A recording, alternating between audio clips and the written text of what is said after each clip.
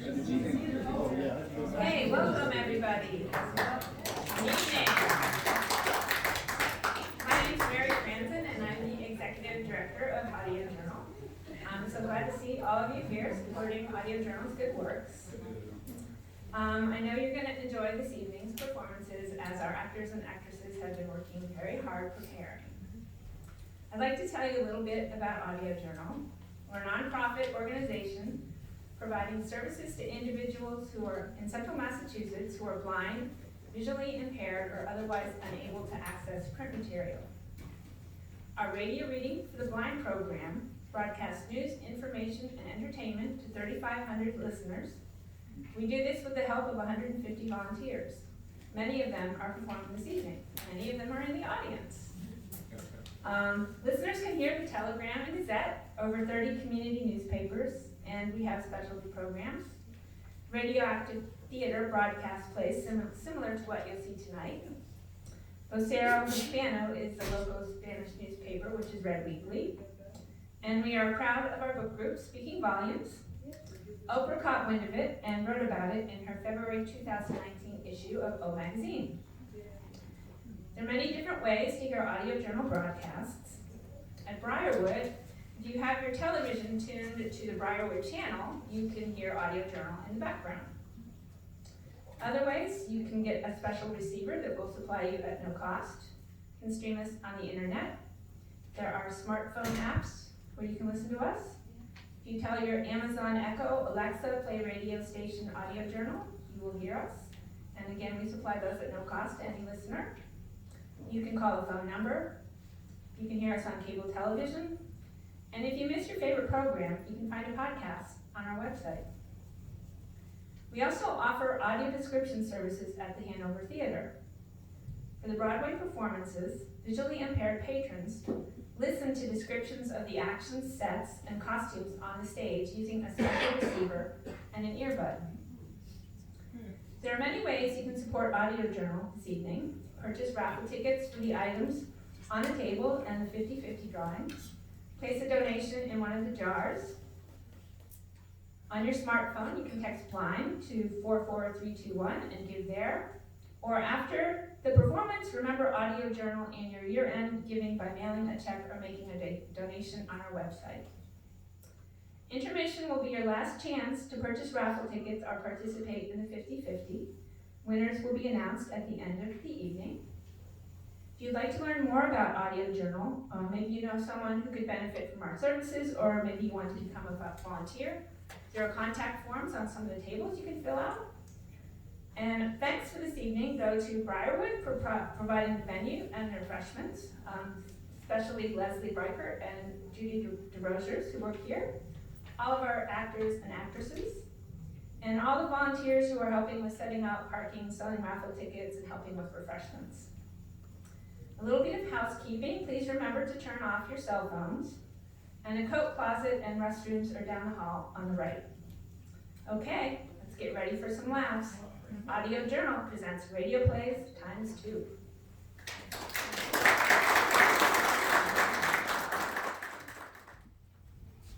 All right, ladies and gentlemen, welcome. WCV Radio for Your Mind is back, despite popular demand. So we're going to be starting the show shortly. But before we get underway, if we could have your attention, please. Please fasten your seatbelts. And if you only have suspenders, please cinch them up good and tight for tonight's show. In the unlikely event of a water landing, you might be lucky enough to find a life vest under your seat. Or maybe just some gum. You are free to chew the gum. During the course of the show, we might experience some turbulence. Unfortunately, we have a very limited supply of these.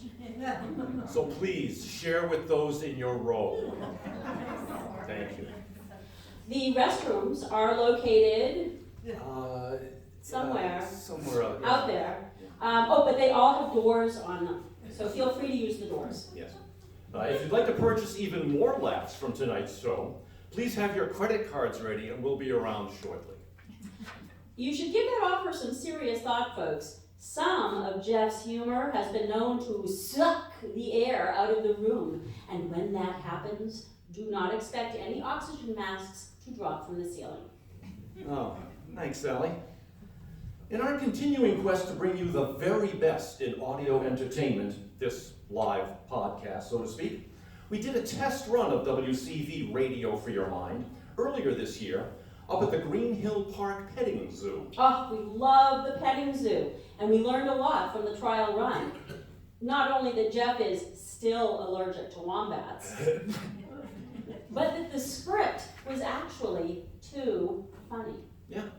So in an effort to save you all a lot of needless laughter, we cut an enormous amount of that right out of the script. And tonight we have left for you good people, left for you to enjoy. What we have are the laughable leftovers. Jeff. The comic kernels of showmanship. Jeff. The very DNA of amusement. Jeff, please, do not make me activate your shock collar. Okay. We need to get on with it. I'm sorry, Sally. Just one last bit of info for our audience here tonight. After all that editing, we decided to add a 10-minute drum solo so you wouldn't feel cheated. Stay tuned for that. Jeff, please don't spoil any more I'm surprises. sorry. In addition to the test audience, we tried tweaking the script in a couple different ways. We tried several different fonts and type sizes, and even some pretty wild paper colors. But just to see if that helped. However, neither Sally nor I could find where we left that script, so we're going to use this one tonight. And now, the countdown for Radio for Your Mind. 99, 98, 97. Jeff, speed it up. This means speed it up. Speed it up. 3, 2, 1. WCV, Radio for Your Mind. WCV, Radio for Your Mind. Good evening, ladies and gentlemen, and welcome to tonight's presentation of WCV Radio for Your Mind. This is our special Black Friday doorbuster edition of WCV, and we're coming to you from the Valerie S. and Stephen B. Loring Auditorium. My name is Jeff Van Amburgh. My name is Sally Cragin. Tonight is our 10th stop on the current world tour. We're coming to you live from the Briarwood community in Worcester, Massachusetts. The Briarwood is hosting this event to benefit Audio Journal and the great job they do bringing the world to their listeners. And we have a lovely live audience here for this remote broadcast that does indeed benefit the Audio Journal. Let our listeners know that there's a lot of spirit here in Worcester, the center of Massachusetts. Make some noise! For those of you listening at home, it's a good-sized crowd, but a little shy of the 181,045 people counted in the last census in Worcester. So, what's ahead on tonight's WCV show? Well, pretty much anything and everything you'd hear on any AM or FM radio station. You've heard of fake news? We got that. Plus, we've added fake sports and fake weather reports. We'll sing real songs about real situations between some real commercials for fake stuff. And an added bonus tonight, we have partnered with our sister station, WRIX, following the... AJX, I'm sorry, that's a typo. Yep, AJX. I'll make that note. Thank you. Following the intermission, you will be treated to Radioactive Theater's presentation of the George S. Kaufman Hart classic, You Can't Take It With You. Also, there's a 50-50 raffle. You heard Mary mention that. 50-50 raffle to benefit the Audio Journal tonight. That'll help them out. Or you could buy tickets to my 49-51 raffle, which will help me out. Just saying. All right. Nice. Also tonight, we were going to roll out a new feature segment of WCV, the dining review with Bob Ganush. But Bob took ill, and we hope to have him on the show next week. Poor Bob. What a dangerous job he has. Oh, you bet, Sally. And this week he was going to do a review of the new Mexican restaurant down at the mall. They're having a grand opening raffle, and the first prize is gas for a year. All right, now it's time for WCV Headline News. Sponsored this month by Wakey Wakey Alarm Company.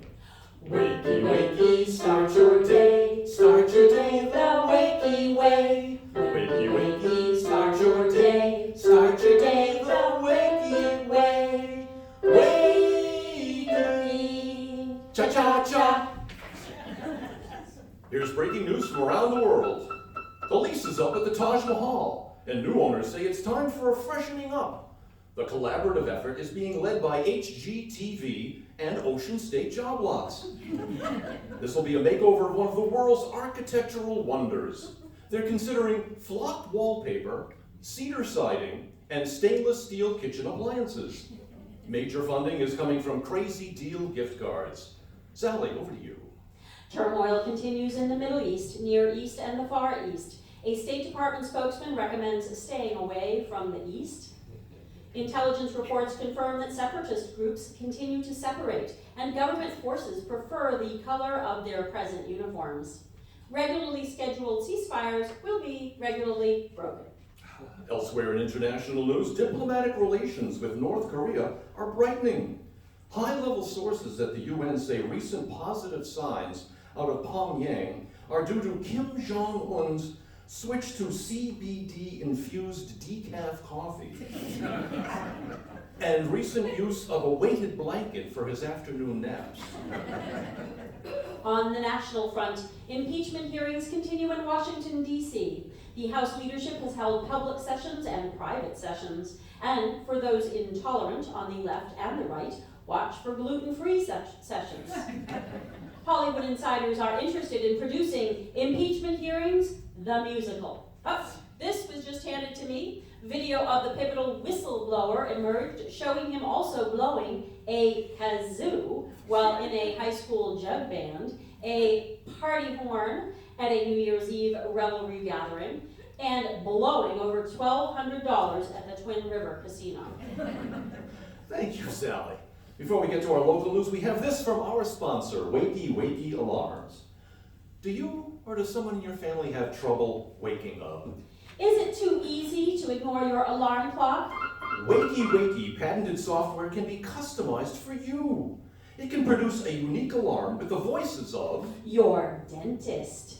Think you can sleep through this? In going over your x-rays, it looks like all your teeth on this side will have to come out. Let's get started. Or the voice of your boss. Jeffrey, come in here right now and close the door. There's no shortage of authority figures that Wakey Wakey can bring to life at 5:30 in the morning. You'll jump out of bed when you hear this. License and registration. Do you know why I pulled you over? If you need a little more motivation to get up and at 'em, Wakey Wakey Alarm has a booster setting. Try and sleep through this. You are so well rested. You are so alert. You can't wait to get out there and put your oars into the stream of capitalistic success. You're running with the tide. You're the alpha. You are late! You maggot! Get up and give me 15 push-ups right now! Wakey Wakey Alarms. Operators are standing by now. Wakey Wakey, start your day the wakey way. Wakey, cha-cha-cha. And now WCV News brings you a look at local stories. Members of the Worcester City Council have been in secret negotiations to bring the tall ships to the pond in Elm Park next summer. Dredging operations should be starting soon. Anyone who wants a couple of tons of pond scum should contact the Department of Public Works. Results have been released from a government-funded research project here in the greater Worcester area. Professor Eugene Capon, noted poultry expert at Cluck University, has discovered that hens will lay 27% more eggs if classical music is played in the hen house. His experiments have revealed that the most effective music compositions are those by Johann Sebastian Bach. And finally, excavation work is underway for Polar Park, the future home of the Worcester Red Sox. Engineering studies, however, have determined that a much bigger hole will be necessary to bury all the $110 million taxpayer dollars needed before the first pitch is thrown. Here's Jeff with a look at traffic. Thank you, Sally. There was a tie-up on Route 290 this morning. Worcester and Massachusetts State Police responded and untied the poor fellow. Other members of the American Antiquarian Society Bondage Club were issued citations. And that's the WCV News Roundup. Let's close with the Shoppers Special. For those of you on the keto or the paleo diet programs, Mastodon ends are on sale this week at Price Right. WCV News. Be sure to like us on Facebook, follow us on Twitter, pin us on Pinterest, swipe right on Tinder, subscribe on YouTube, hire us on LinkedIn. Oh, and be sure to download the WCV app and earn points for laughing. And now, a WCV music moment. Here's a song about relationships in the digital age. I used to hold his hand. Remember, used to hold her hand. That was nice, now look what's in your hand. Stupid handheld device. Used to touch her hair. Remember, used to stroke his thigh. Now I'm looking for a place where I can reach our heart's Wi-Fi. Wedding nuptials have just become thumbs-uptuals. When did love eternal become love at just 4G? A message is not the media or lies on Wikipedia. But I just can't throw away my phone, 'cause my hand has grown around it.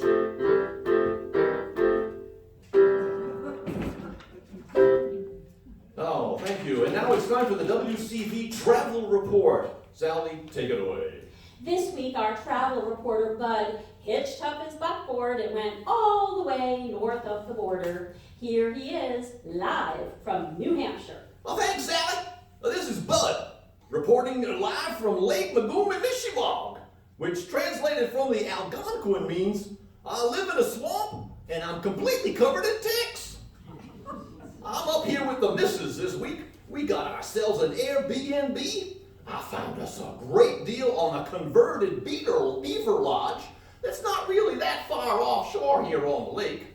It looks like the previous renters have gnawed through a pile of trees, so we'll have us a cozy campfire tonight. What's going on locally up there, Bud? Well, you can buy beer and wine at CVS here in New Hampshire. You'll find ammo in the cosmetics aisle, next to the lipstick. Don't get them confused, you might blow your face off. Ooh, that's clever cross-marketing. Ooh, shopping for alcohol and firearms in the same place. You bet, Sally. And did you know that New Hampshire still has the fewest regulations in the Northeast? I can believe it, Bud. I live in Massachusetts, where we love our rules and regulations. If you come up here to New Hampshire, you can live free, and if you die, your family can bury you in the backyard. Or you could be stuffed and mounted and still save the sales tax. That sounds like a great deal, Bud. So New Hampshire is more lenient about stuff. Oh, you bet. You can swim in the reservoirs here. Put in a powerboat. Nobody's going to stop you. You can drink while you're lighting off fireworks in the state parks. Bud, that sounds fantastic. We'll check in with you later in the show. Oh, hold on. I'm not done. Just a reminder, Sally, this Massachusetts sales tax is 6.25%. Now, this beer I'm drinking would have cost $19 back in the Bay State, but up here it's just 99 cents, and they threw in some moose jerky. Oh, thanks, Bud. And can you pick up a case of bottle rockets for me on the way home? I got a christening I've got to go to this weekend. Oh, sure thing, Sally. Hey, Mrs. Budd informed me that later in the week she wants to stop in at a little store she spotted on the way up here. The Ye Old Candle Shop and RV Dumping Station. I'll pick you up a bumper sticker. So, that's it. This is Bud reporting to you live from Lake McGish, reporting to you live from New Hampshire. Thanks, Bud. Oh, and now a word from another kind sponsor of WCV, Radio for Your Mind. Let's hear from Graham and Bindi at the Slurry Smoothie Superfood Tea House. Namaste. We care about our health. And we care about your health. Come visit us at our new Slurry Smoothie Superfood Tea House. We're making slurry smoothies with extra organic minerals. Bindi, did you know we're sourcing our minerals straight from the quarry? Really, Graham? From real rocks? But rocks are pretty hard. Bindi, they sure are. And they've been locked away right under our Merrill hiking boots until now. What could be more natural than 500 million year old granite from when the Appalachian Mountains were formed? Graham, that's amazing. I love the Appalachian Trail. But how do we get the nutrition? Do we just eat the rocks? Bindi, we do. In a way. Rocks are loaded with health-enhancing minerals and vitamins that were indigestible till now. With our patented technology, we can pulverize even the most resistant rocks like feldspar, schist, and granite. The resulting particles are held in suspension in a probiotic, gut-friendly, slurry smoothie solution with your choice of super fruity flavors, including blue-green algae. Blue-green algae? That sounds really tasty. Sure does. Come visit us at the Slurry Smoothie Superfood Tea House. We're located next door to Tai Chu Fast Food and Massage Parlor, where every meal has a happy ending. Thanks, Graham and Bindi. Oh, and now let's hear from WCV's very own Todd, the tech reporter, and our tech tip of the week. Well, thank you, Sally. I'm really excited. I just bought an app for my smartphone, and now I can download a podcast of this woman who blogs about her tweets. It all links through to my Facebook, and I added a plug-in, so now a 3D video feed comes by Bluetooth to my virtual reality goggles. It's super cool, and it all links with my iWatch, so I can keep up even when I'm driving and drinking. A cold brew granite macchiato from the Slurry Smoothie Tea House. Yum. Yum. And that's it for this week's Tech Talk with Todd. Now a word from one of our other sponsors here at WCV. Still Good Dry Goods Store. Looking for bargains? Come on down to the Still Good Dry Goods Store. You like scratch and dent items? We've got that. Plus, everything's expired. You want day-old bread? We got week-old bread. Drop by our deli counter and come buy what's gone by. We have luncheon meat to match any holiday color scheme. New shipments arriving yesterday. Save big on household products that didn't quite make it elsewhere.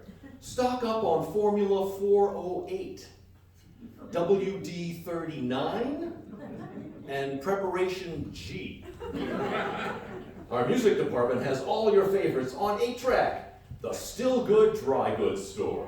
Well, you know you're going to find something. This weekend, we're introducing a new line of canned goods from Bulging Lid Kitchens. Come on by. Valet parking available. Still Good Dry Goods Store. And now on WCV, it's the WCV interview with a local couple who found an ingenious method for controlling their diets. Not just their diets, Jeff, but a very specific form of food, cold cuts. Here's the man who's helping Americans eat better, Jim Bob, and his wife, June Bob. Hello, thanks for coming into the studio. Well, thanks. We're happy to be here. So I understand you've invented a way for people to eat less. That's right. I had a Slim Jim problem. I tried quitting, but just couldn't stay away. And then I came up with an idea. The meat suppository. Really? Oh, tell us about that. Well, that was my first invention, but it turned out to be a phony baloney idea. I drive a truck for a living, and I'll tell you, those salami suppositories were brutal. Way too spicy and too uncomfortable on those 18-hour shifts out on the interstate. So, how did you come up with the pepperoni patch? I was experimenting with the technology they use for the nicotine patch and thought, why not use luncheon meat? I did a few tests and I found it works best on the back of the neck. So I just wear my hat backwards and nobody can tell I'm wearing the pepperoni patch. Now, I understand that your wife, June Bob, helped you with this invention. Oh, she sure did. I just helped by nagging. You see, Jim Bob was putting on the pounds, and the doctor said he was a candidate for type 2 diabetes and erectile dysfunction. Whoa, whoa, whoa! You never told me that! No need to. Jim Bob said it was all the yoo-hoo he drank during the day, but I knew it was luncheon meat. We had a standing order for 5 pounds of mortadella and prosciutto and all those other fancy Italian meats every 3 days. Finally, our deli manager noticed Jim Bob had a problem. Well, first June Bob, she tried vegetarian meat substitutes. Call her vegetarian because they are. The problem was, just like me. So, I cooked up a concentrated potion that does a time release through your skin. And here we are on the radio. Yes, and I understand the pepperoni patch is going to be in stores soon. Sure is. We sold our first batch to our deli manager. It's easily applied under your collar on the back of your neck. June Bob helped with that. I experimented with adhesives and I found a formula that is 85% odor-free. It's a miracle. I don't have any cravings, and I can go to any funeral where they have platters of sandwich fixings, and I'm fine with some vegetables and some dip. Just a pinch of dip between my cheek and gum, and I'm good to go with the pepperoni patch. That's pretty impressive. Oh, we can't say enough about this fine product. And that's no baloney. I swear by the pepperoni patch to stop my processed meat addiction. Oh, excuse me, Jim Bob, our legal team has advised us that we need to say the following whenever we talk about the pepperoni patch. Oh, all right, all right. Do not use the pepperoni patch if you are nursing while operating heavy machinery or drinking while trying to get pregnant. This patented technology is not approved by the U.S. Food and Drug Administration, currently undergoing clinical trials. We skipped the animal testing and we made sausages out of them. Okay, thanks Jim Bob and June Bob, two local entrepreneurs. Back to you, Jeff. And now, as promised, it's time for another WCV music moment. This time, let's hear from the Wage Slave Singers. They told me I'd be getting a 401k, casual Fridays and 8-week vacay. Sounded good to me. I signed up then and there. I'm part of a team that is getting it done. Late nights are okay, it's just part of the fun. Workplace dues again. Workplace dues again. Cake in the break room is great every day. All of us get to sing happy birthday. Oh, Workplace fun with friends, and the fun would never end. You know where this is going, right? then most of my jokes were offending some folks. HR has gotten me onto the ropes. I thought it was funny. But it's costing me money. Oh, workplace blues again. They cut all my hours They took out my raise. Company health plan completely erased. A workplace shuck and jive. A workplace shuck and jive. Turned out their promises were all of them lies. Broke my heart twice and now I'm getting wise. A workplace blues again. A workplace blues again. Had me a key to the maintenance supply. Pallets of toilet paper, lovely two-ply. Post-its, yellow pads. I guess life ain't so bad. I loaded up my car. Forgot one little thing. Cake in the break room, that last little piece is coming home with me. Cake in the break room, that last little piece is coming home with me. All right. You're listening to WCV Radio for Your Mind. WCV Radio for Your Mind. Take me out to the ball game. And now the WCV Sports Update, coming to you from Honest Abe's Best Used Vehicle Sports Desk. In action last night at the Ella Fitzgerald Community Recreation Complex and Transfer Station, it was the Bonopto Boa Constrictors in a tough football contest against the Wakey Wolverines. Final score? It doesn't matter because everybody gets a participation trophy anyway. Anything else happening in the sports world, Sally? Well, Jeff, there are 5 local competitors vying for the regional sword fighting championship. I visited with them during a practice session in the back room of the Boynton. Here's some of the action. Thrust, parry, lunge, parry, thrust. Ow, hey, that's gonna leave a mark.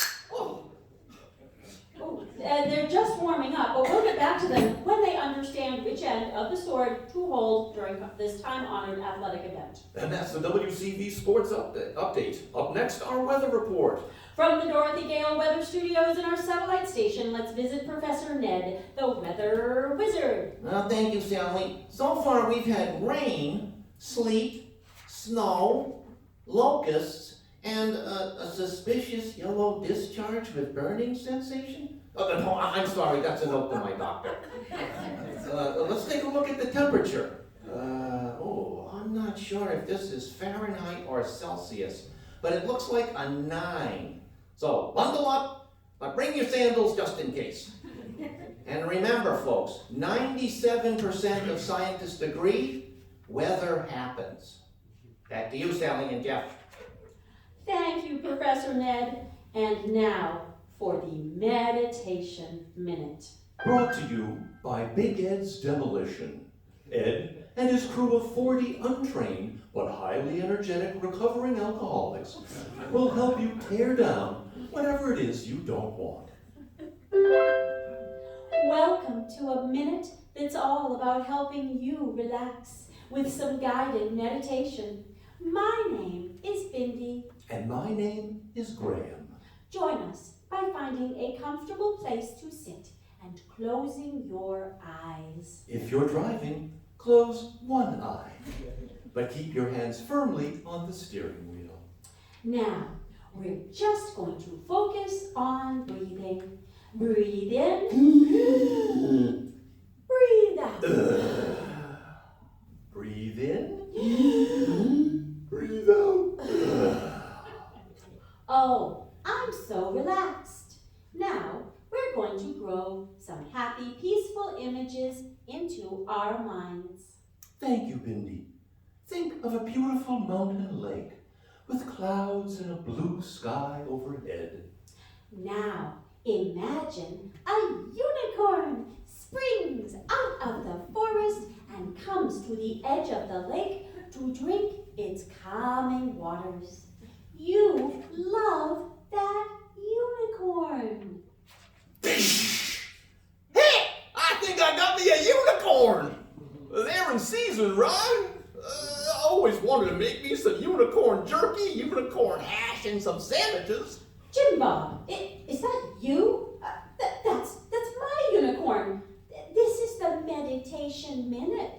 The medication, what? I don't need no medication. I got me the pepperoni patch. No, meditation. Thanks, Graham. Jim Bob, wait, would you just get out of here? Oh, Go. It's okay, Bindi. Bring it down a notch. Get out. He appears to be leaving. He's dragging the carcass back into the woods.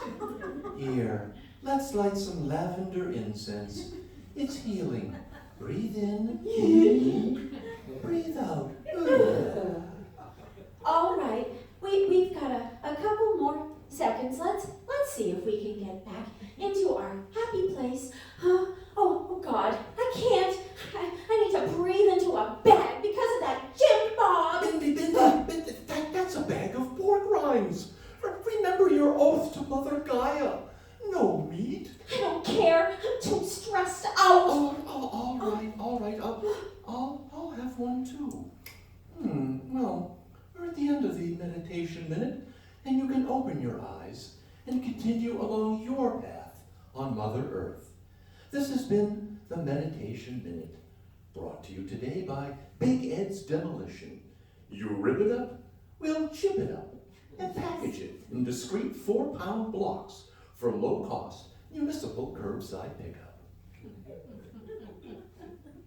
Thanks, Graham and Mindy, for another mind-numbing meditation minute. If this doesn't help you folks throttle back on modern life, well, here's a message from another WCV sponsor. Are you overwhelmed? Are the demands of family, job, and social life too much to manage? Try Bonopto. Just 2 tablets provide a wide range of side effects. Sound crazy? Oh, picture this. Just 2 tablets of Bonopto will guarantee numbness of the limbs, purple lips, slurred speech, and bloodshot eyes. Your coworkers won't want you in the meeting or anywhere near them. I used Bonopto and started shaking uncontrollably and had huge red blotches on my face. My IRS audit was wrapped up in 45 seconds.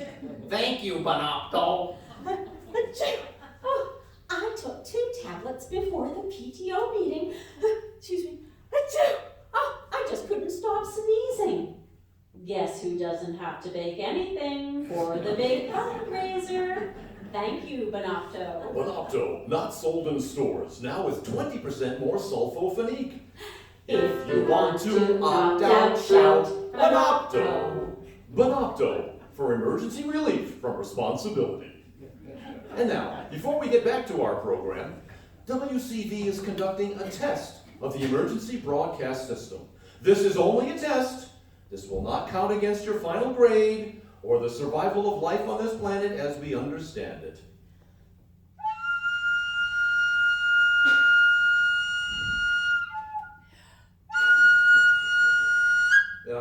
Had this been an actual emergency, you would have heard that sound for a lot longer, because I would have jumped in my car to get a head start on the rest of you folks, who probably would die in a toxic cloud or get eaten by zombies. But this was just a test of the emergency broadcast system. Brought to you by Big Ed's Demolition. For all your Armageddon needs, nuclear waste cleanup and biohazard sites a specialty. We'll come to your property, dig a 35-foot deep hole, line it with aluminum foil, so you can bury anything you want. WCV Radio for your mind. And now a word from another sponsor. My husband went to the doctor and he got some bad news about his high blood pressure. Since then, he's been on this low sodium, no carbs, gluten-free, protein-enhanced, high-fiber diet. Oh, but I don't think he's eating enough because he's always in such a terrible mood. Do I have any socks? Where are my socks? Have you looked in the bureau drawer, dear? The 3rd drawer from the left. Who put them in there? Then I was talking to my friend Madge, and she told me, honey, that man is miserable. He's killing himself with that diet. What he needs is a big, heaping bowl of ice cream. butter pecan, rocky road, heck, even off-brand Neapolitan. Just tell them it's made out of tofu. So, she told me about the Acme Printing Company. They print all kinds of things, including labels. So, I ordered labels that would fit on pints of Haagen-Dazs. The labels included words like vegan and non-GMO and prostate-friendly. Once the labels were in place, I served him up. What's this? Is this new? What's in this? Oh yes, read the label. It's made out of yams, kale and tofu. All right. I'll have some more of this. See, I told you, and now his mood is better, right? It sure is. Honey, you look so sexy in your new winter moo. But I think your Vera Bradley handbag is looking a little faded. Shall we go out and you can pick up a new one? And then we'll go to that salad bar you love for dinner. Way to go, hon. Does your husband need a little pick-me-up? Contact Acme Printing. Acme Printing, a division of Bonopto Industries. We'll print anything, even money. Don't tell the government. Thanks to all our WCV sponsors. And now, it's Sally's Celebrity Interview of the Week.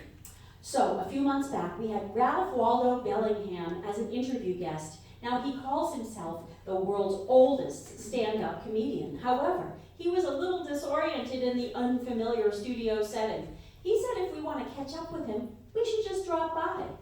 Well, today we're headed over to his house. He told us it would be a perfect day, and I have the directions right here. He said look for a traditional New England-style farmhouse with white clapboards and black shutters and 2 rocking chairs out on the front porch. Okay, I think we're almost here. His directions say it's right after the Dunkin' Donuts and the CVS, just across from Cumberland Farms and You Grow 'Em, We Cut 'Em Nail Salon. Oh, here it is. Oh, there are 6 huge municipal wheeled trash barrels out front. Don't know what's going on here. I'm just gonna knock on the front door. Who is it? Good morning, Mr. Bellingham. It's Sally. Do I know you? Oh, wait a minute. I remember you. You work at the deli counter at Price Chopper. You're the one that keeps slicing my bologna way too thin. No, Mr. Bellingham, I've never touched your bologna. I'm Sally Cragin from WCV Radio. You were on our show for an interview a while back, so you said I could come to your house. Oh, I remember now. Say, you didn't bring that other fellow with you, did you? Oh, you mean Jeff, my co-host on the radio show? I forget his name. Annoying little guy. I was hoping you were my Grubhub delivery. You don't happen to have any tacos with you, do you? No, just some breath mints. Oh, maybe you should pop one in right now. Oh, golly, sorry. Well, come on in. The only room I'm going to let you see is the living room. Maybe the bathroom. You don't have to go, do you? Oh, I'm fine. Thank you, Mr. Bellingham. Oh, call me Ralph, little lady. Oh, wow, Ralph, this is a fascinating room. You have a real taste for mid-century modern furniture. Oh, that's all from my first wife. Oh, she based it on the TV set of I Love Lucy. Oh, and so many pictures on the walls. Oh, I see quite a few celebrity headshots with personal notes written on them. Oh, those other comedians, they won't stop writing to me. Huh, Ralph, as I read some of these, they don't seem to be greetings and well wishes. Well, now here's an inscription by Milton Berle. Stop stealing my jokes. Oh, on this picture, Shecky Green wrote to you, those were my jokes, Bellingham. Up in the corner, one from Bob Hope. My lawyer has been in touch with you on numerous occasions. Ralph, what's going on? Oh, it's just punchline envy. I get no respect. Ralph, you ever heard of Rodney Dangerfield? No, I don't know who my current state representative is. Why? Oh, never mind. Oh, now here's a beautiful framed needlepoint. I love the simple message. Take Hart. Take Hart. Yeah, that was a gift from my grandkids. Don't get too emotional, though. It's an organ donor instruction for any first responders through the door. Take Hart. I love the French doors that open out of your backyard. Oh, I see bird feeders. Squirrels! That's what I'm feeding, mostly. I don't like them. That's why I got me this. Whoa, Ralph, that is one impressive looking slingshot. Now, why do you keep it in the candy bowl? What is that? Good and plenty? Oh, that's right, little lady. The perfect ammunition to chase away furry thieves. Good and plenty. Low caliber, high fructose. Oh, well, Ralph, I don't want to take up too much of your time. If it's okay, there's a couple of questions from our listeners. Listeners? You know, I thought my girlfriend bought me one of those tabletop computer listener thingies. Oh, you mean like Alexa or Google Home? Oh, I thought it was one of those. I got nothing out of it. I yelled at it for 2 weeks. What's the capital of Pennsylvania? What day is this? Do I have pants on? Nothing. So, what happened? Oh, the girlfriend let me know that I'd been shouting questions at an air freshener. And my pants were on backwards. Well, you're fine today. Ooh, so Ralph, you got a girlfriend. Hey, I'm not dead yet. If you must know, she only came by to play Scrabble. But we don't play much lately since she developed irritable bowel syndrome. Okay, so here's a question from a listener. Mr. Bellingham, does someone your age still have any hobbies? Oh, I got plenty to keep me busy. Why, I like to hide in the trash barrels. I flip the lid open, scream like a banshee, and scare the kids when they're coming home from school. Oh, I noticed all the barrels out front. And that is your hobby? Oh, yeah, well, I've been doing a little home brewing. Now that's really popular these days. Yeah, I found a beer recipe that's a high fiber fermentation. It's a sweet potato based IPA. I call it Get Yammered. Okay, on that, I'm gonna head on my way. Thanks for letting me visit, Mr. Bellingham. Oh, you're welcome. You know, it's nice now not having to flush stuff down the toilet when there's a knock at the door. Okay, more questions for next time. Bye, Ralph. Oh, Wiedersehen, little lady. That was my visit with Ralph Waldo Bellingham, the world's oldest comedian. You're listening to WCV Radio for Your Mind. Thanks, Sally. Now, some important messages from another of our sponsors here on WCV. So, I was out with my fiancé, and he just couldn't take his eyes off my hair. Your hair, so soft, so shiny. Did you change your conditioner? Wow. I changed my whole hair care regimen. My beautician told me about Dr. Felix's cat spit shampoo. It's the best thing ever for split ends and minor mange and small parasites. My hair is so shiny and touchable now. Wow. Your hair is just so appealing. Can I lick it? Would you like me to groom you?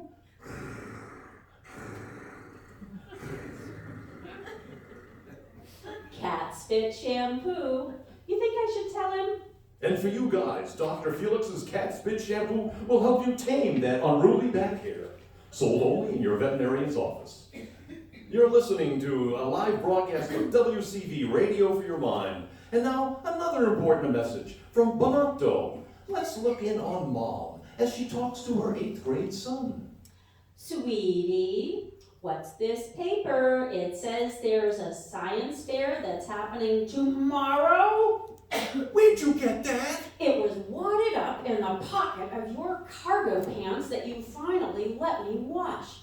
Have you been working on this in your room? The room I can't get into anymore? Oh, don't worry about that, Mom. But the science fair is tomorrow. What are we gonna do? Mom, slow down. there's a quick and efficient solution for buying more time for less than $1. Try Bonopto Jr. in gummies.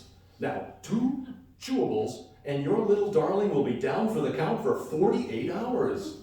Honey, oh, I got you that candy you like. Thanks, Mom. Oh, you're the best. I love banana flavor. Anything from my little scholar. Temporary symptoms include sneezing, rashes, and joint ache. But this will give Mom just enough time for her to build yet another papier-mâché volcano. Mom, I have a rash on my cheeks and my head hurts. Oh, I'm so sorry to hear that, but I think you'll be just fine. Now, why don't you lie down on the couch and sit with your phone and your computer and the remote control and watch cartoons all day? No matter what your age, you can rely on Bonopto for relief from responsibilities. Bonopto Jr., now in new flavors, bubblegum, pizza, and tropical fruit. Keep them on hand, just to buy a little extra time. When you want to opt out, shout Bonopto for temporary relief from responsibility. Well, we're almost at the end of our show, but we have a special announcement. Sally? WCV Radio for Your Mind will be chaperoning a tour group on a vacation getaway to one of the world's true hotspots. In 1986, a nuclear power plant in the USSR experienced a cataclysmic disaster. We will be leading a lucky group of WCV listeners to Chernobyl. We'll explore the exclusion zone and touch the nearly intact concrete sarcophagus at the core. You will be in awe of the 45-foot tall sunflowers. Your face will light up with delight. We'll learn what became of the many plants and animals in the Chernobyl area at the nearby Jimmy Dean sausage factory. A must-stop on the tour is the Chernobyl gift shop, where everything glows in the dark. Pick up a lead-lined sweatshirt for everyone in the family. So, as long as you have not had more than 20 dental x-rays in your life, sign up today. Space is limited. We're going to Chernobyl! Well, ladies and gentlemen, that brings us to the end of this installment of WCV Radio for Your Mind. We would like to thank our sponsors, Wakey Wakey Alarms and the Superfood Smoothie Tea House, The Still Good Dry Goods Store, Bonopto. Acme Printing Company, They do a great job on ice cream labels, I'm just saying. and Cat Spit Shampoo. Oh, and of course, a huge thank you to the Briarwood community for hosting this benefit show for Audio Journal. Be sure to stay tuned for Radioactive Theater's production of You Can't Take It With You. Thank you and good night. WCV Radio for Your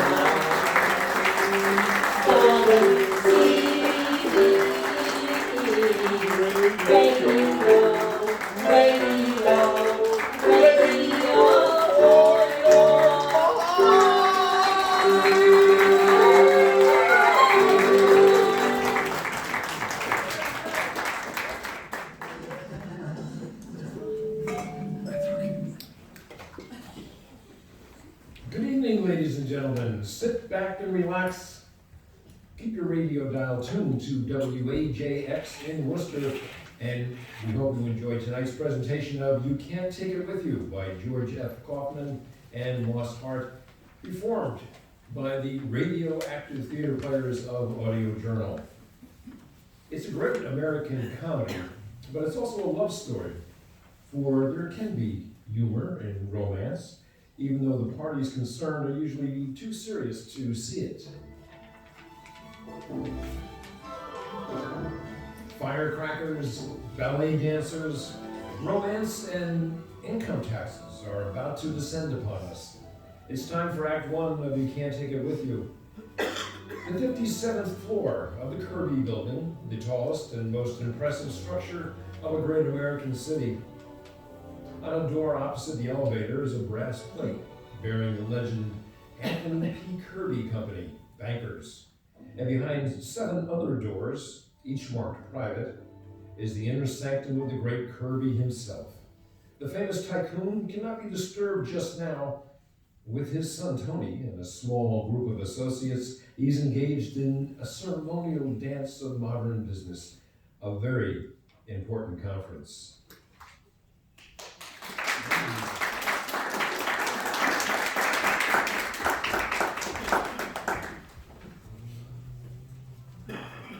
Gentlemen, we're going ahead exactly as planned.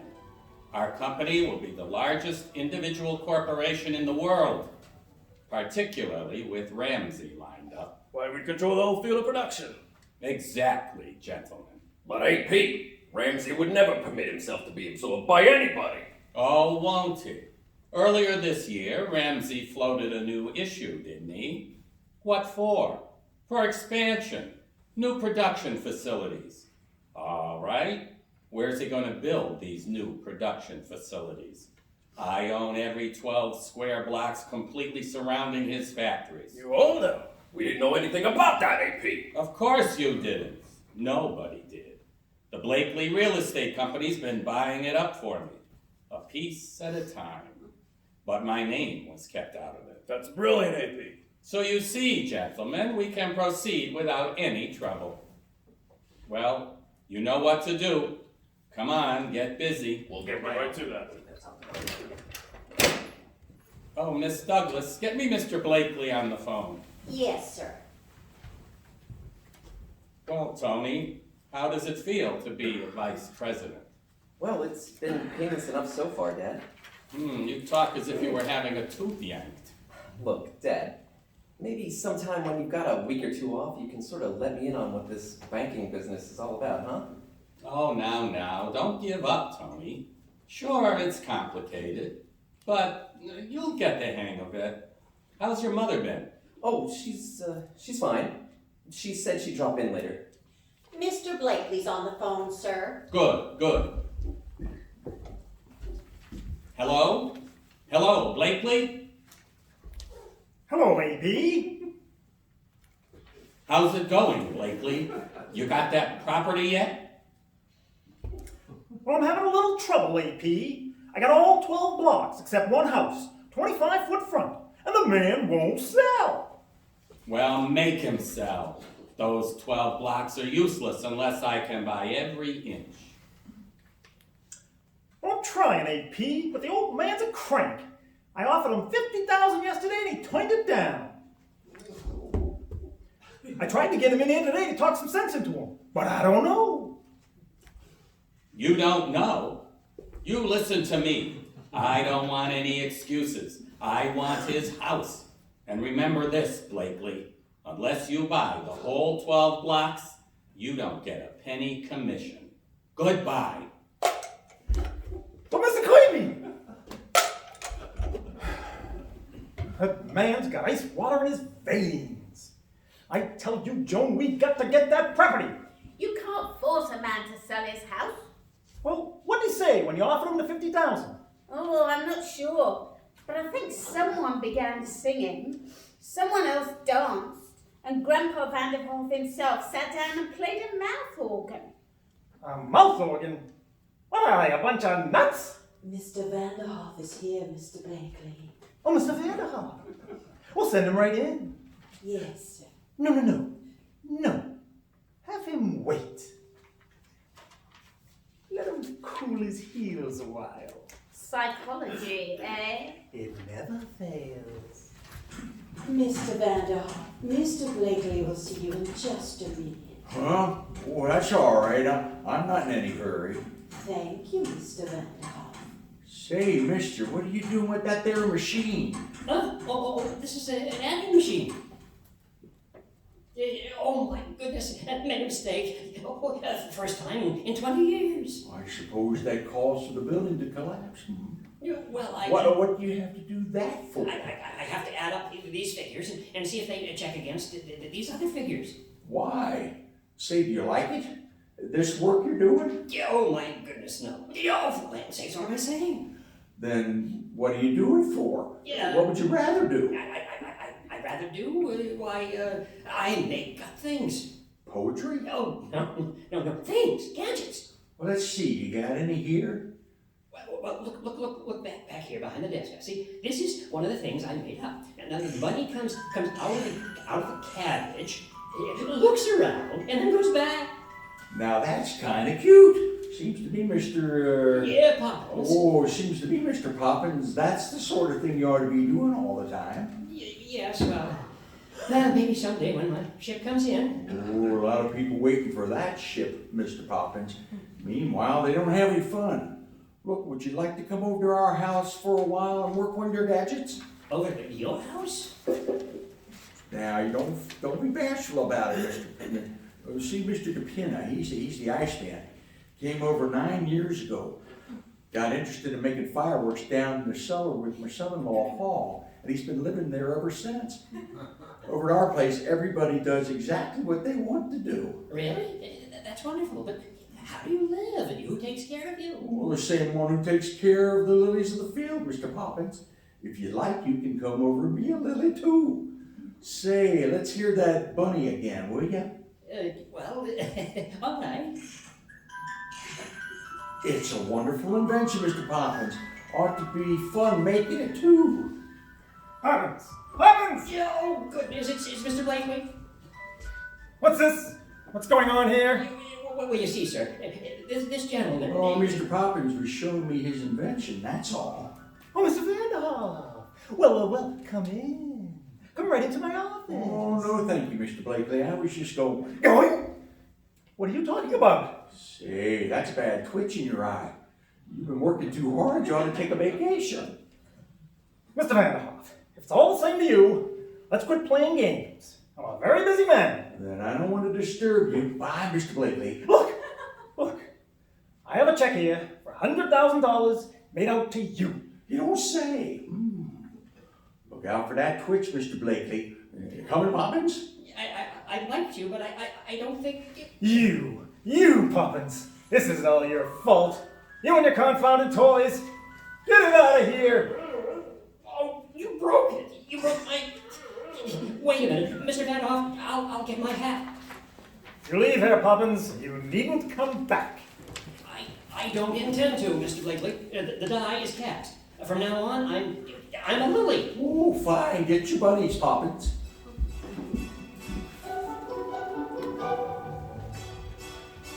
Go right on in, Mr. Poppins. Go on in. Thank you. Hello, Grandpa, that you? Yes, Rheba, you better set another place for dinner. Mr. Poppins here is going to stay with us for a while. Oh, now, ain't that nice? I do, Mr. Poppins. How do you do? Rheba! Will you taste a love dream for me? It's a new candy I'm working on with coconuts. Oh, I like to, Miss Essie, but I just ate a scallion. It's gonna taste like scallions no matter what. Guess I'll have to ask Mother then. Hello, Grandpa. Oh, this is my granddaughter, Essie, Mr. Poppins. She makes the best candy in the city. Hello. Yeah, hello. Just put your hat over there, Mr. Poppins, and I'll show you where you can wash up. Mother! Mother, will you please taste a love dream for me? Oh, I don't think I can now, Essie. I'm busy with my play. Would you have to be candy today? It's so hot. Well, Ed went out and got a bunch of new orders. He keeps on opening a store, dear. That's what Ed was saying last night, but I said no because I want to be a dancer. Miss Essie, that new batch of love drinks is about ready. Oh gosh, I better get back to the kitchen.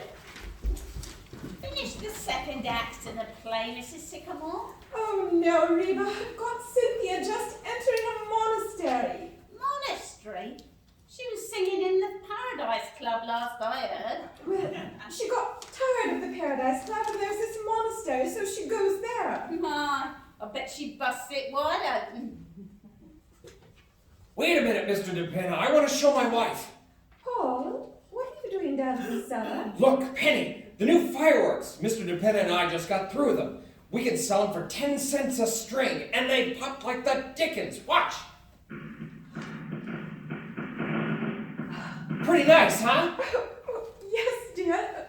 They're lovely. Oh, Mr. Sycamore. Yes, Mr. DePena. Oh, Miss Skyrocket. I think we got the powder chamber too close to the balloon. Bring it up here. Let me see. Mother! Mother, Ed's coming. I saw him through the window. Hey, Essie. Here I am, Ed. Well, I delivered the candy. How's my beautiful wife? Oh, just fine, dear. I couldn't wait to get home and get to the xylophone.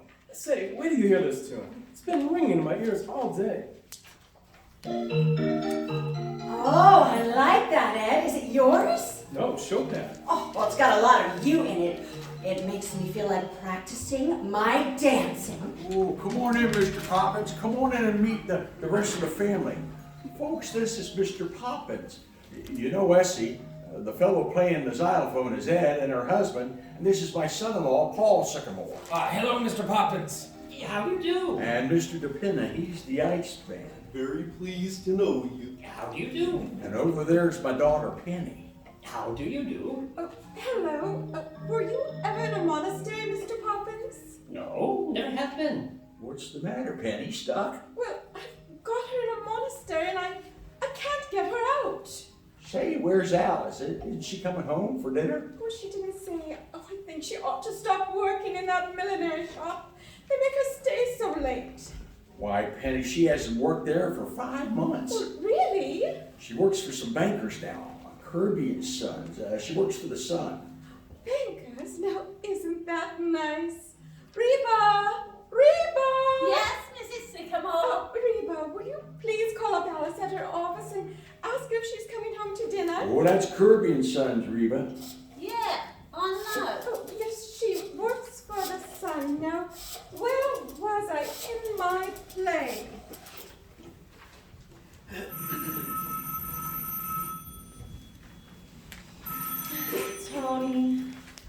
Tony dear. Yes, Alice? Tony, tell me if I'm wrong, but wasn't that the telephone ringing? Say, that's strange. No, I thought I heard something. Voices in my ear. Voices that say, if you don't kiss Alice Sycamore right away, you're a chump. Tony, please, this is a business office. Hello? Mr. Anthony Kirby Jr.'s office? Oh, hello, Rheba. Wait, Mother wants to know if I'll be home for dinner. Oh, definitely not. The man says no, Rheba. Darling. Tony, stop that. Darling. Rheba, tell Grandpa I love him as much as ever, but a young vice president has me in his power. Tony, don't! Well, I was only kissing the back of the head. Yes, Rheba, of course, I'm struggling. Tony, don't! Tony? Oh. Good evening, dear. Oh. Mother. Oh, hello, Mother. Won't you sort of sit or something? No, I see you're busy. If you don't mind, I think I'll go see your father. Excuse me, dear. Goodbye, Rheba. I've got to hang up now. The ceiling just fell in. Tony, would you mind handing me the want ad section of the paper? Oh, I'm sorry, Alice. I had no idea my mother was just gonna pop in like that. Oh, no, I guess you didn't. Well, I'd better go home. Well, now, wait a minute. I want to tell you something. Last night, I informed that irate lady that was just in here that I was gonna marry you. Tony? I don't remember you telling it to me. Well, you didn't ask. Did you see the way she looked at me? I know what she was thinking. Oh, listen. There seems to be a general impression around here that the Kirbys are ogres or something. Well, that has nothing to do with me. They're just putty in my hands. Never wanted a thing I couldn't get if I didn't yell long enough. Worked like a charm when I was a baby. Here, I'll give you an idea. Tony! Oh, gosh, you're crazy. Sure. And there's one little detail I forgot to mention. I love you, Alice. I love you very much. Oh, Tony. Tony.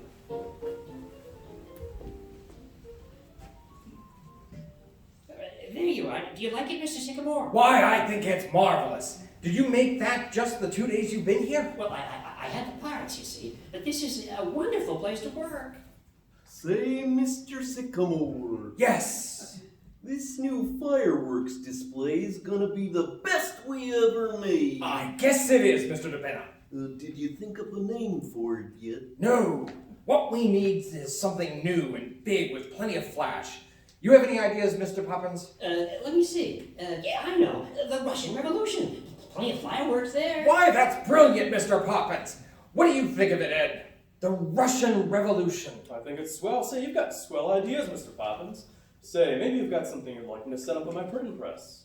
Why don't you print something about the fireworks, advertising them, and then put it in the candy boxes, and the people who buy the candy will also buy the fireworks. Say, that's great. Listen, how does this sound? Watch for the revolution. It's coming soon. Fine. We got a lot of these red flag firecrackers left. You could write about them too. Sure, red flags will sweep the country. Get your red flags from Sycamore. Well, that's fine, fine. Hello, everybody.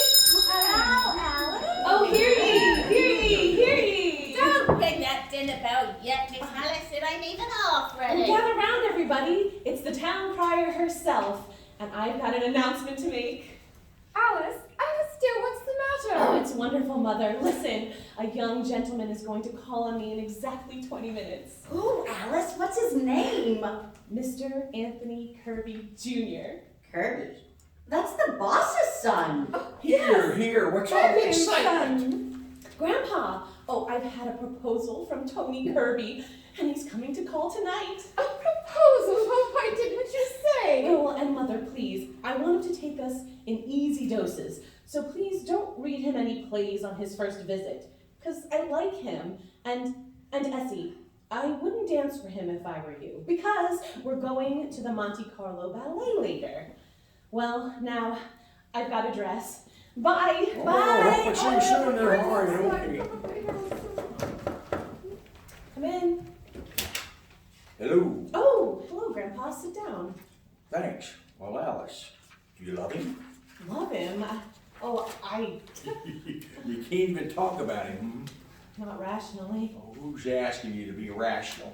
Listen, when I courted your grandmother, it took me 2 years to propose. You know why? The minute she'd walk into the room, my knees would buckle, and the blood would rush to my head, and the walls would start dancing. Up to the last, I couldn't even look at her without my heart going thump, thump, thump, thump, thump, thump. That's why I've lived here in this house for so many years and never could move out. It'd be like moving away from Grandma. Oh, Grandpa. I've got it that way, too. Well, if you have, I guess it's all right. Oh, look, I bought you something. Here, do you like it? Well, bless my soul, a new harmonica. Sure is a beauty.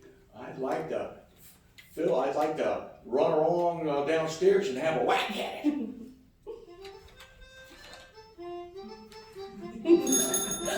Oh, there's the bell. Oh, he's here now. Tell him I'll be right there, Grandpa. Oh, that's wonderful, Ed. Ed, stop playing. I think I heard the bell. And remember, everybody, be very nice. It's Alice's young man. Hello, I'm Alice's mother. Come right in. I'm afraid there's been a mistake. My name is Henderson. Henderson? Wilbur G. Henderson, Internal Revenue Department. I thought it was Kirby. Well, I'm looking for Martin Vanderhoff. Right, I hear. Come on in. Thank you. Sit down, sir. Thanks, Mr. Vanderhoff. Now, the government wants to talk to you about a little matter of income tax. Income tax? No, Mr. Vanderhoff. We've written you several letters about this and no reply. And according to our records... Oh, that's Mr. Kirby now. I'll answer it. Excuse me. Come right in, Mr. Kirby. Thanks. Hello, son. Glad to see you. Thank you, sir. Mother, is that Mr. Kirby? Oh, yes, dear. Oh, he's lovely. Oh, sit down, son. Sit down. Make yourself at home. Oh, thank you very much. Mr. Vanderhoff, I hope you'll excuse me, but I've got to be going. Oh, I'm sorry. Drop in again sometime for dinner. If you don't mind, I'd like to get my business over before I go. Oh. Mr. Vanderhoff, our records show that you have never paid an income tax. Well, that's right. Why not? I don't believe in it. You don't believe in it? No, sir. Well, whether you believe in it or not, you owe the government 22 years back income taxes. Yes. Now, look, Mr. Henderson, suppose I pay you the money. Mind you, I don't say I'm going to, but just for the sake of argument, what do I get for my money? Get? What? You get everything. What? Well, everything. Look at Congress and the House and the Senate. We've got to pay them. Not with my money, no, sir. Now, listen. Well, here I am. Hello, Tony. Hello, Alice. I hope you all got acquainted. Oh, yes, and I think you two will make such a lovely couple. Mother. Look, Mr. Vanderhoff, There is no two ways about it. You've got to pay your taxes. How's that? I said you've got to pay it. Well, you gotta show me. They don't have to show you. Now, I've told you. Look, who's going to pay for all those buildings down in Washington and interstate commerce and the Constitution? Well, the Constitution was paid for long ago. And interstate commerce, what is interstate commerce anyway? Oh, look, there are 48 states, see? And if it weren't for interstate commerce, nothing could get from one state to another, see? Why not? They got fences? No, they haven't got fences, they've got laws. Oh, holy smoke, I never ran across anything like this before. Well, I might pay you about $75, but that's all it's worth. You'll pay every cent of it, like everybody else, and if you think you're bigger than the law, you've got another thing coming. Oh, holy smokes, what's that? What's that? Let me out of this. Let me out of here. Oh my You see, Tony, my father makes fireworks in the cellar. Oh, well, I hope you don't get into any trouble, Mr. Vanderbilt. Oh, not me. I don't know who the government has sent. Alice, dear, here's your ride. Thanks, Mother. Already, Tony? We'll be late. Hello, everybody! Oh, hello there. How you doing? Kolenkhov! Oh, Tony, you're just in time to meet Mr. Kolenkhov. He's Essie's dancing teacher. Ah, my little Alice, my little Alishka. Never have I seen you look so magnificent. Mr. Kirby, Mr. Kolenkhov. How do you do? I have a slight pain in the chest. Oh, Mr. Kolenkhov, I practiced today. Ah, my Pavlova. Grandpa, I am in time for dinner, no? Of course you are. If you'll pardon us, Mr. Kolenkhov, we're going out. Oh, to the Monte Carlo Ballet. Monte Carlo Ballet? It stinks! Yes, well, goodbye, everybody. Glad to have met you all. Goodbye. Bye. Dinner's ready. Come on, everybody. Okay.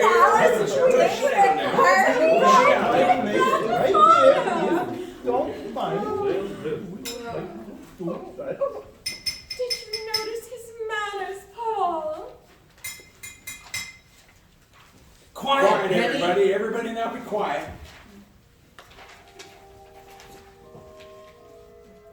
Well, sure, we've been getting along pretty good here for quite a while now, and we're certainly much obliged. Looks like Alice is going to get married, and I think she'll be happy because we just met the boy and you sent to her, and he looks fine. Remember, all we ask is that we just go along the way we are and keep our health. And as far as anything else is concerned, we leave it up to you. Thank you. Amen. Oh, absolutely. Let's sit down after dinner here now. Now, who has the pickles? Oh, the pickles. Pickles, Mr. Poppins?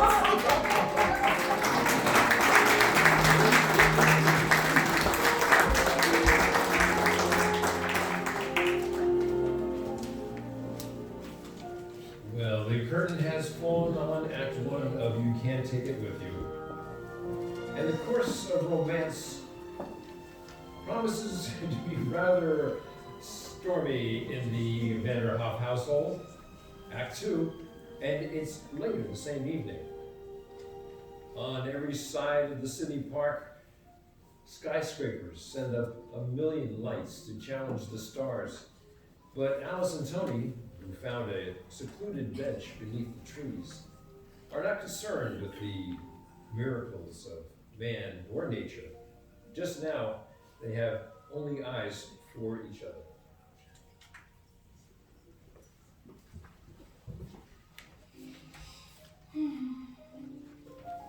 What are you thinking, Tony? Thinking how much better this is than going to the ballet. Well, what are you really thinking? About my family. It's not a family you can just ignore. No, it isn't. You know, I think they're great. They seem to do just what they want to do. Yes, Grandpa started it 35 years ago. He suddenly quit business one day, started up the elevator, came right down again, and never went back. He said he wasn't having any fun. Well, that's exactly what I mean. And Mother. You know why Mother writes plays? Because 2 years ago, a typewriter was delivered to the house by mistake. Well, now I know why you're so different. You know, I think that your family is the answer to what's wrong with the world. People spend their lives building castles in the air, and yet they never try to make them realities. You know, in school, another fella and I had an idea, and, do you mind if I sort of talk about myself? Oh, I'd love it. Great, okay. So, well, this fella and I had an idea about how to utilize the energy in grass. You know, grass, just like this. Did you know that every blade of grass has an energetic force that has never been used for anything? No. Oh, yeah. Well, we worked on it all the time. Every spare moment, all night sometimes. We'd get so excited, we'd forget to sleep. And then, well, we just left school. He's selling automobiles, and I'm in some mysterious thing called banking. Tony, why don't you No, don't. Just don't say it. I know what you're thinking, but the Kirbys come from a long line of bankers, and the line simply must not be broken. Gosh, that's been pounded into my head until it's given me softening of the brain. Oh, that's silly, Tony. You're still young, and there's plenty of time to decide about those things. Besides, I resent what you said about your brain. I think it's beautiful. Do you? Mm-hmm. Gee, that's wonderful. Now, tell me, when do we get married? We don't. Oh, darling, wait, what? Well, I said we don't. Not for a while. Well, why? Because I've been thinking we could save ourselves a lot of embarrassment later on if our two families could meet first. Oh, so that's what's on your mind, huh? Mm-hmm. I want you to bring your folks for dinner Wednesday, Tony. Now, wait. I'm not going to put you on exhibition like a freak in the circus. I don't mind. Well, I do. Well, it's worth it if we get their approval. Oh, be sensible, Tony. They've centered their whole lives around you, made all sorts of plans. Suddenly, I come along and everything's upset. Tony, there's no two ways about it. Your family has to be mine. All right. Wednesday for dinner. It's a date.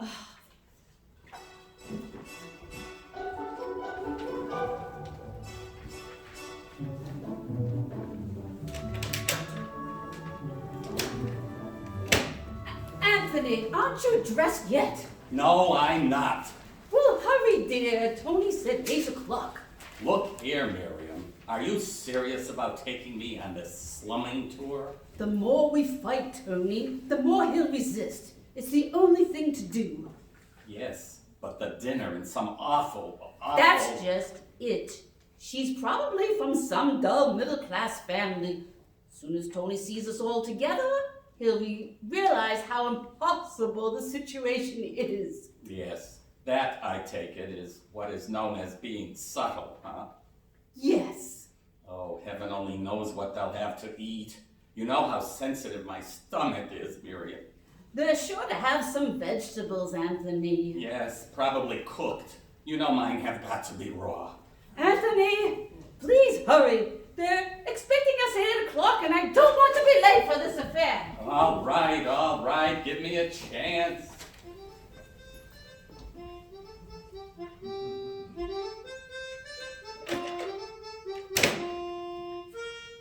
Hey, Rheba! Rheba! Yeah, Mr. Ed? Rheba, take a look out the window and see if there's a man standing in front of the house. What are you so excited about, Ed? There's a man been following me, Grandpa, the last few nights when I've been out delivering candy. Maybe he wants a piece. Uh-huh. I don't see nobody, Mr. Ed.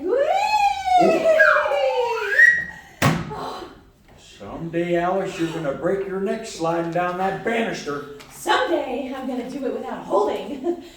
Oh, Essie, dear, you're gonna give Rheba the kitchen all day tomorrow, aren't you? She'll need it. Oh, yes, that's why I'm starting the Love Dreams now, so I'll be way ahead. Thank you, darling. And look, Mother, tomorrow night, before the Kirbys come, will you have Rheba put everything down in the cellar?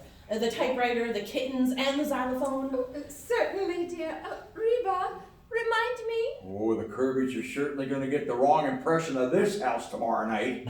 Well, I'll be upstairs if anybody needs me. Oh, Mrs. Sycamore. Oh, yes, Mr. DePinna? Look what I found in the cellar. Remember? Over 8 years ago? Oh, why, of course, Mr. DePinna. It's my painting of you as a discus thrower. Oh, I always meant to finish it, but I got started on my plays and never painted again. It's just as well I would have been the next one to strip. know what? I think I'll finish it tonight. Is the costume still down in the cellar, Mr. DePena? Sure, we used a bath towel. Oh, well, you go get it, Mr. DePena, and I'll go upstairs and get my palette and brushes. Oh boy. Door, Rheba. I'll answer it, Grandpa. Oh, howdy, Mr. Kolenkhov. Ramishka! Well, Grandpa, are you in time for dinner? No? Yes, sir, Mr. Kolenkhov, right on time. That is why I like to... What is that thing? Oh, that is a picture of Mr. DePena. Penny painted it. It stinks! Let's see. Oh, yep, I guess it does. Oh, Mr. Kolenkhov, I'll go get my dancing clothes and be right down. Oh, my Pavlova, you are like a beautiful swan! Is she making any progress in her dancing, Mr. Kolenkhov? Well, confidentially, she stinks. Well, as long as she's having fun. Oh, hello, Mr. Kolenkhov. Oh, dear, it seems so nice to get into my art things again. Ah, Mrs. Sycamore, you are like a breath of Paris. Oh, thank you. It's the beret that does it, don't you think? I'm ready, Mrs. Sycamore. Where are you gonna work? Oh, right here, Mr. DePena. The toga looks pretty good, huh? Well, all right. Pose, Mr. DePena. Already, Mr. Kolenkhov, my new ballet dress. Good, Essie, good. And now, Ed, music, please. For tonight's lesson, we use the dance of the hours. Okay.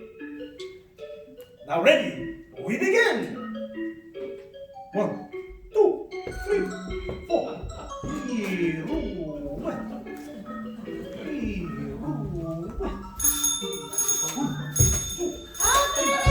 Would you pull your stomach in a little, Mr. DePena?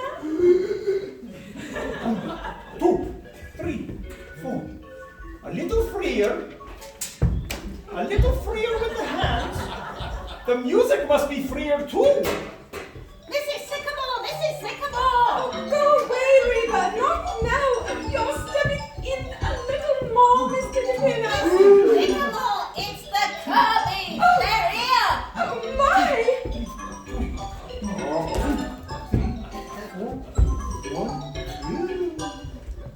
Hello, everybody. Well, good evening, Toady. Good evening. Oh, you'd be Mr. and Mrs. Kirby, aren't you? How do you do? Are we too early? Oh, no. Sit right down and make yourself at home. It's perfectly all right. Why, yes. Only we thought it was tomorrow night. Tomorrow night? Tony? Well, that's funny. I could have. Really, this is most Oh, embarrassing. not at all. We weren't doing a thing. Oh, of course, we were just having a quiet evening at home. Now, don't let that bother you. This is Alice's mother, Alice's sister, Mrs. Carmichael, Mr. Carmichael, and Mr. Kolenkhov.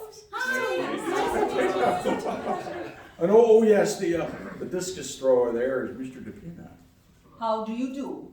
Don't mind my costume. I'll take it right off. I'll call Alice. Alice! Alice, dear! What is it, Mother? Dear, will you come down? We have a surprise for you. Be right there. Well... I feel most uncomfortable about this. It's very careless of you, Tony. Very. Oh, Penny, how about some dinner for these folks? Oh, please don't bother. Oh, it's no bother at all. Ed, call up Murphy's and get a half a dozen bottles of beer and some canned salmon. Do you like canned salmon, Mr. Kirby? Please don't trouble. I'm not very hungry. We're having frankfurters, but I don't think we'll have enough now that you've come. Make him frankfurters, Ed, and see if Rheba has enough. Oh. Okay, hey, Rheba. Woo! Oh my gosh, I can do it without holding. Hello, Alice. Oh dear. What'd you think, Alice? They thought it was tonight. Oh, but Tony, I thought, I'm so sorry. You see, I was planning such a nice party tomorrow night. Well, perhaps we could come tomorrow night. Oh, no. We'd better see about getting you some dinner. Oh, no, that's all done, Alice. I sent out. What did you send out for? Mr. Kirby should have told you he suffers from indigestion. Now, Miriam, it isn't as serious as all that. Well, perhaps it is not indigestion at all, Mr. Kirby. Perhaps it is stomach ulcers. Stomach? Oh, sit down, Mr. Kirby. Tell me, how do you find business conditions? Well, that depends on what side of the fence you're on. I feel that... Oh, isn't this nice? A real chat. Have you any hobbies, Mr. Kirby?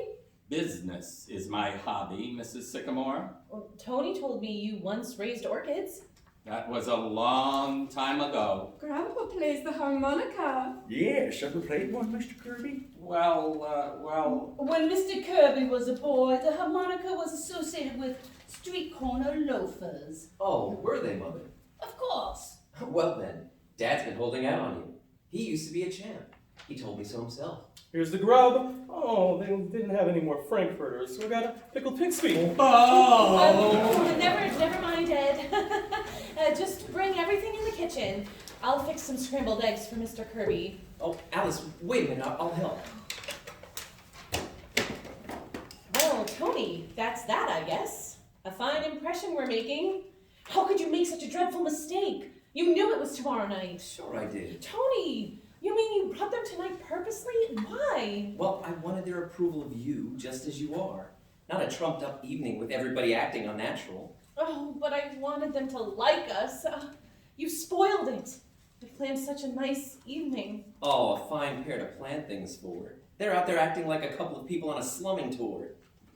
Rheba, fix some scrambled eggs, please. Come on, we'd better get back.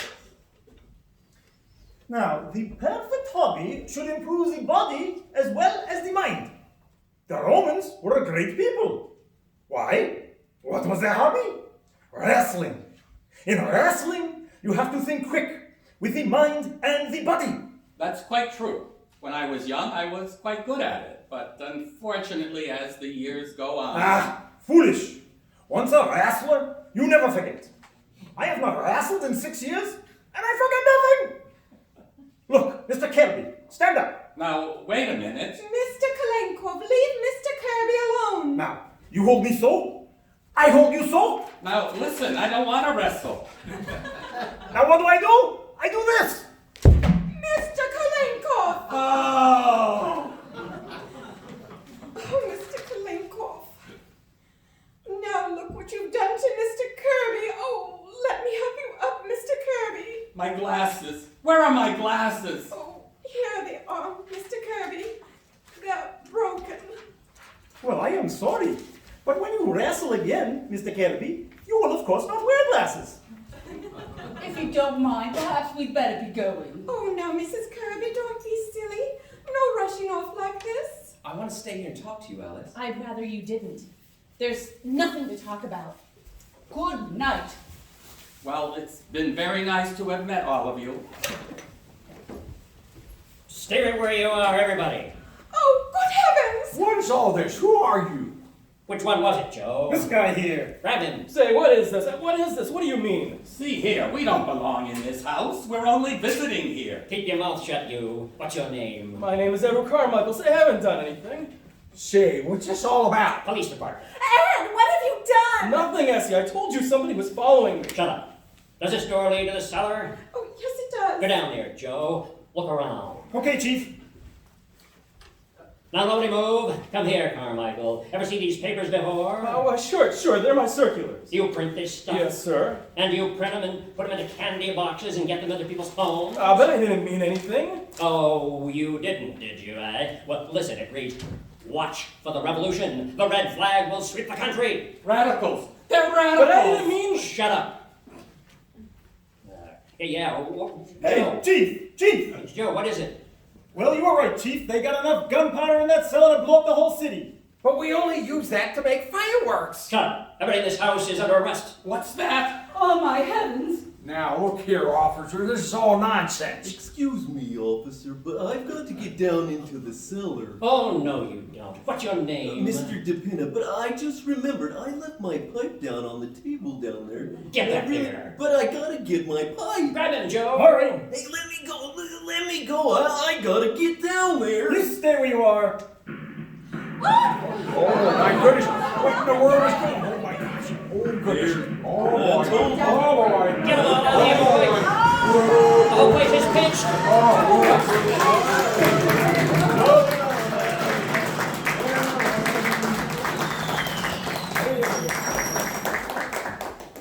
What's that? The fireworks! The fireworks! Act 2 ended rather abruptly, didn't it? If anyone can get out of a fix like this, our money is on Grandpa. The long arm of the law has reached into the Vanderhoff household and scooped up the entire family and, with them, the aristocratic Kirbys. In the police station, the men have been herded into a single barred room reserved especially for the drunk and disorderly. We continue with Act 3 of You Can't Take It With You.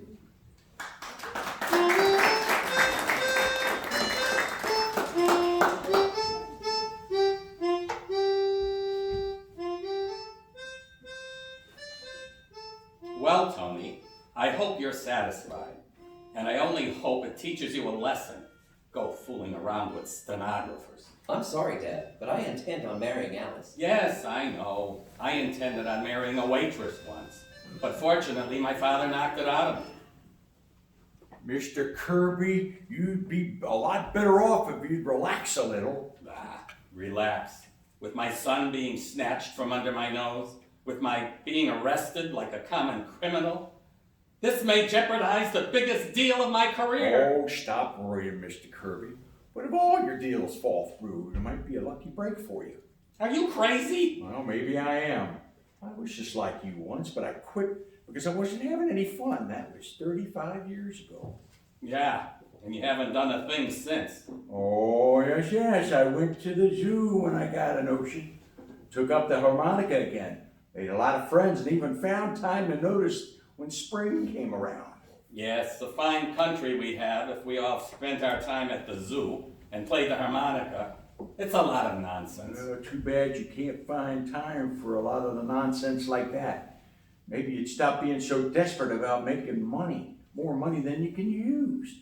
You can't take it with you, Mr. Kirby. So what good is it?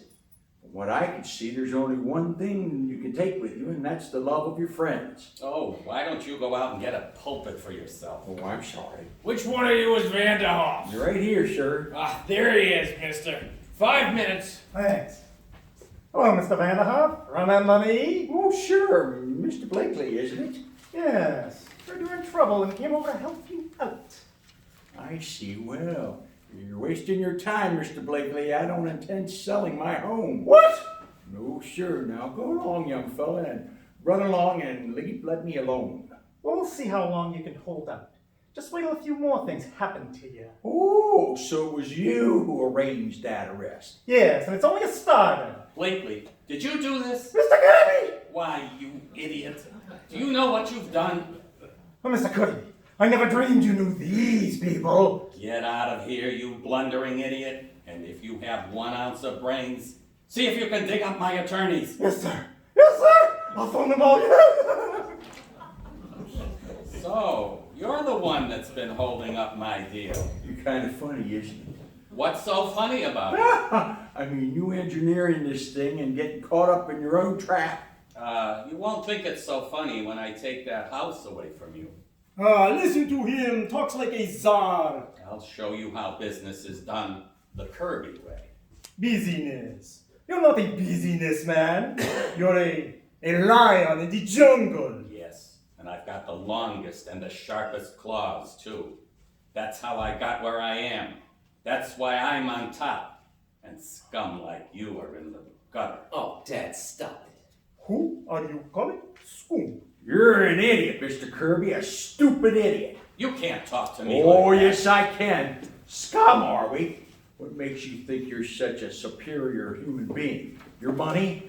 With all your wealth, you're the poorest man I know. Poorer than any of these people you call scum, because I'll guarantee you they got some friends. You may be a high noble to yourself, Mr. Kirby, but you're a failure. A failure as a man, a failure as a human being, and yes, a failure as a father. Oh, I'm sorry, Mr. Kirby. I haven't lost my temper like that in 30 some odd years. If I could I make it up to you in any way? How'd you like to have my harmonica? It's a new one. Here, you might want to play it sometime. All right, everybody. Night court's open. Have your slips ready. Come on. Oh, now, come on now. Wait a minute.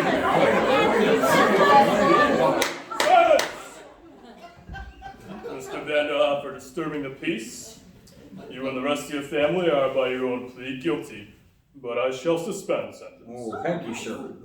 But for manufacturing explosives without a license, I'm sorry, but I'm forced to fine you $100.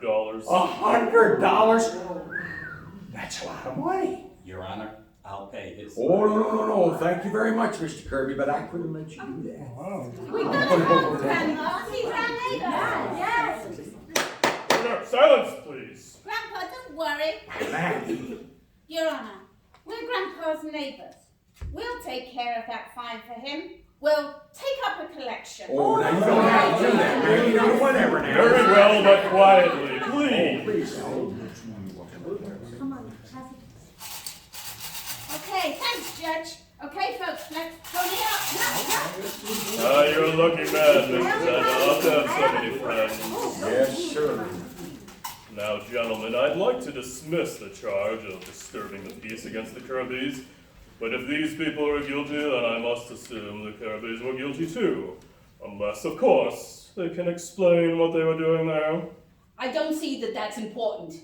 Haven't we been embarrassed enough? Your Honor, may I say something? Yes, of course, Mr. Vanderhoff. These people just dropped in to see me about buying my house. Why, of course. That's all we were there for. Wait, that's not true. Now, Alice. No, let me alone. I won't stand for it. I won't stand for our being humiliated like this. Your Honor, they're ashamed to admit that they came to look my family over, to see if I was good enough to marry their precious son. Why, I never heard of anything so Oh, but ridiculous she's before. right, Mother. That's just why we were there. It's time you spoke up, Tony Kirby. Why, it's your family that isn't good enough. I wouldn't be related to a bunch of snobs like that for anything in the world. How do you like that? Woo! Oh, no. Yes, Alice, where are you going there? Wait a Alice, minute. come here.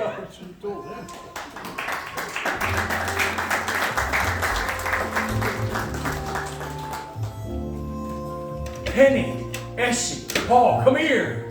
What's the matter, Grandpa? It's a letter from Alice. Here, read it. From Alice? What does it say? Where is she? Read it out loud, Penny. Oh, no, wait a minute. My hands are shaking. She's staying with Helen, her school friend, in Riverside. Read what it says, Ma! That's in Connecticut, dear. Let me see now. I know now that the situation between me and Tony is impossible. Oh, I should have stayed in my own backyard, but... Oh, my darlings, I'm so lonesome for you. Last night, I cried myself to sleep. I wish I could rush home, but how can I? If I want to forget. Sounds like she's not coming back. Well, I guess that settles it. Who are you calling, Grandpa? I'm calling that fellow Blakely. Blakely? You're not gonna sell the house.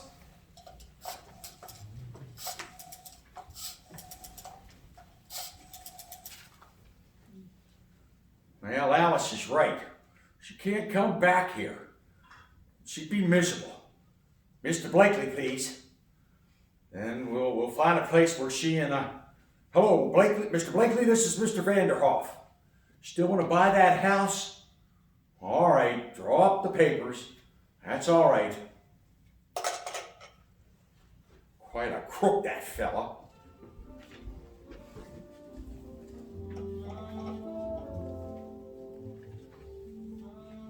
But Mr. Vanderhoff, why won't you tell me where she is? Well, because there's an unwritten law in our family against snitching. And Alice doesn't want to see you, Tony. Grandpa, is the moving man down there? He just took out the xylophone. Pretty busy here today, son, moving and all. Now, Mr. Vanderhoff, if you see Alice, will you tell her? Well, tell her that I've quit the banking business. And I'm gonna work on that grass thing. Yes, sure. Grandpa, I just seen Miss Alice coming out the walk. Miss Alice? Miss Alice is home. What? Heavenly day, but we were going to her. Mother! Grandpa! I'm back. Oh, Alice, darling. Grandpa! What are you doing? I came as soon as I got your telegram, but I'm too late. You've already sold the house.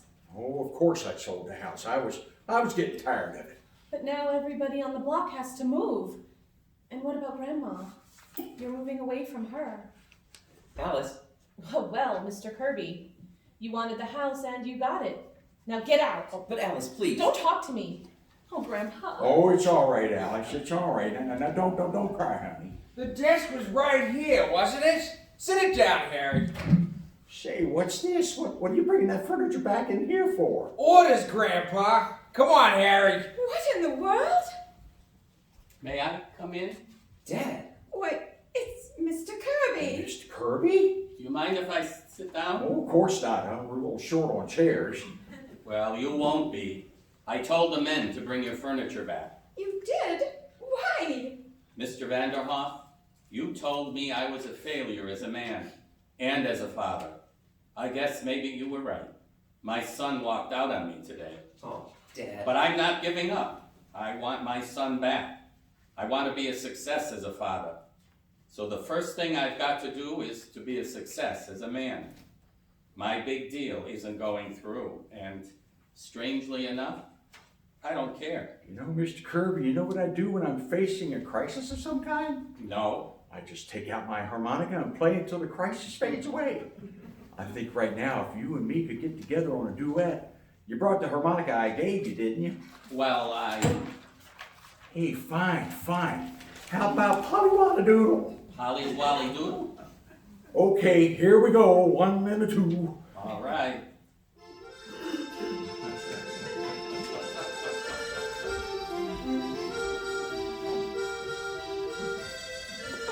That's beautiful. Paul, isn't it lovely? Oh, it's the jungle lion on the harmonica. Ah, my Russian wrestling friend. What are you doing here? Ha! I'll show you. I hold you so.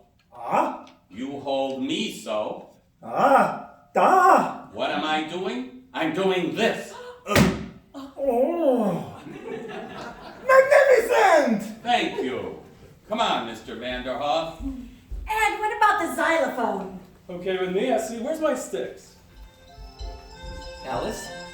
Alice, I guess everything's all right now, huh? Oh, Tony, I can't say a word. Well then, gee, I feel like screaming. Yeah, it's coming over me. Yeah, I got it. But you've got what you want, Tony. Oh, Alice. Oh, gosh.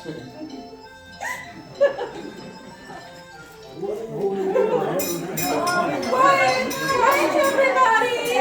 Quiet! Oh, Grandpa's going to say grace. Well, sure, here we are again. We had a little trouble, but that's not your fault. You spread the milk of human kindness, and then some of it gets curdled. That's our lookout. Anyway, things have turned out just fine. Alice is going to marry Tony. The Kirbys are coming to live with us for a while, and everybody on the block is happy. We've all got our health, and as far as anything else is concerned, we'll leave it up to you. Thank you. Has anybody got the pickles?